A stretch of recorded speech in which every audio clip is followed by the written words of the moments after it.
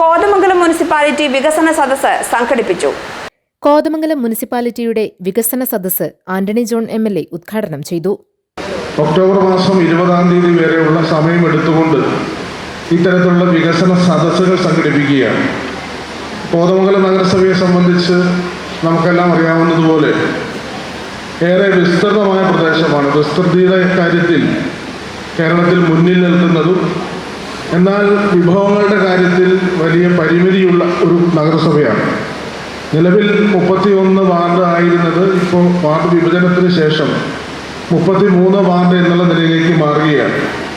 അപ്പോൾ പരിമിതമായ വിഭവങ്ങൾ വെച്ചുകൊണ്ട് തന്നെ ഇവിടെ സംസ്ഥാന ഗവൺമെൻറ്റിൻ്റെ പദ്ധതി വിഹിതം കൃത്യമായി ചെലവഴിക്കുകയും അതോടൊപ്പം തന്നെയാണ് നഗരസഭയുടെ മികച്ച ധനകാര്യ മാനേജ്മെൻറ്റ് ആ പ്രവർത്തനത്തിലൂടെ ഇത്രയധികം നേട്ടങ്ങൾ നമുക്കിവിടെ കൈവരിക്കാൻ സാധിച്ചിട്ടുള്ളത്.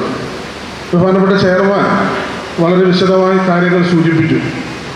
അദ്ദേഹത്തെ സംബന്ധിച്ച് അദ്ദേഹത്തിൻ്റെ അനാരോഗ്യം ഈ വികസന പ്രവർത്തനങ്ങൾ സംഘടിപ്പിക്കുന്നതിന് ഒരിക്കലും അദ്ദേഹത്തിന് തടസ്സമായിരുന്നില്ല.